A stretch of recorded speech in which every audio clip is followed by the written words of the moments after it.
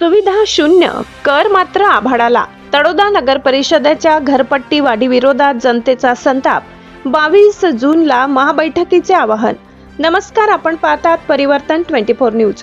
तळोदा शहरातील नागरिकांना मूलभूत सुविधा देण्यात अपयशी ठरलेल्या नगर परिषदेने आता वाढीव घरपट्टीच्या माध्यमातून जनतेच्या खिशावरच दरोडा टाकल्याचा आरोप होत आहे. पंचवार्षिक कर मूल्यांकनाच्या नावाखाली घरपट्टीसह विविध करांमध्ये करण्यात आलेल्या प्रचंड वाढीमुळे शहरभर संतापाची लाट उसळली असून नागरिक प्रशासनाविरोधात आक्रमक झाले.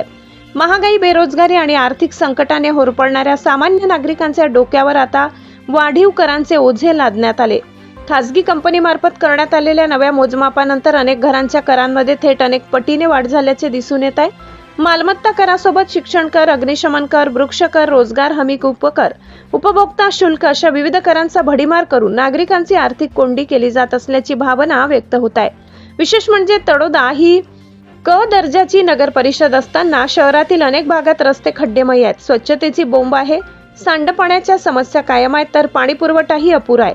अशा परिस्थितीत नागरिकांना सुविधा न देता कर मात्र महानगरांच्या तोडीचे आकारले जात असल्याने प्रशासनाच्या कारभारावर प्रश्नचिन्ह उपस्थित झाले आहे. कर आकारणीतील विसंगतीमुळेही नागरिक संतप्त आहेत.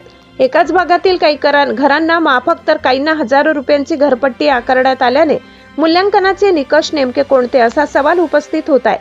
कर मूल्यांकन प्रक्रिया पारदर्शक नसल्याचा आरोपही नागरिकांकडून केला जात आहे. नागरिकांचे म्हणणे आहे की घरांची वास्तविक स्थिती, बांधकामाचा दर्जा, उपलब्ध सुविधा आणि कुटुंबाची आर्थिक परिस्थिती यांचा कोणताही विचार न करता सरसकट कर वाढविण्यात आलाय. त्यामुळे सर्वसामान्य कुटुंबांचे अर्थकारण कोलमडण्याची भीती निर्माण झाली आहे. दरम्यान वाढीव घरपट्टी विरोधात नागरिकांमध्ये तीव्र असंतोष असून सामूहिक हरकती दाखल करण्याची तयारी सुरू झाली आहे. व्यापारी, सामाजिक कार्यकर्ते आणि विविध नागरिक संघटनाही या लढ्यात सहभागी होण्याच्या तयारीत आहेत. जनतेचे थेट प्रश्न: मूलभूत सुविधा न देता वाढीव कर का? कर आकारणीचे निकष नेमके काय? एकाच भागात करामध्ये एवढी तफावत का? खासगी कंपनीच्या मूल्यांकनांची पडताळणी कोणी केली? नागरिकांची आर्थिक परिस्थिती विचारात घेतली का? 22 जूनला महाबैठक. या पार्श्वभूमीवर शिवसेना शहराध्यक्ष जितेंद्र दुबे यांनी तळोदा शहरातील सर्व मालमत्ता धारकांची महाबैठक आयोजित केली आहे.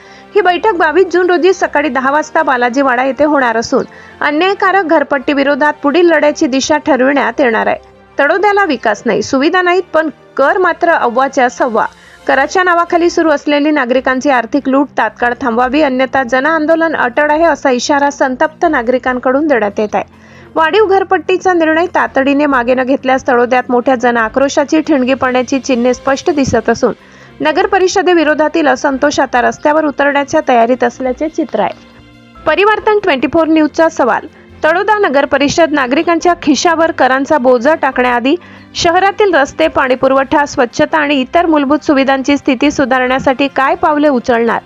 कर आकारणीची प्रक्रिया पारदर्शक होती का? आणि जनतेच्या वाढत्या रोषाला प्रशासन कसे उत्तर देणार? या सर्व प्रश्नांची उत्तरे आता तळोदेकरांना अपेक्षित आहेत.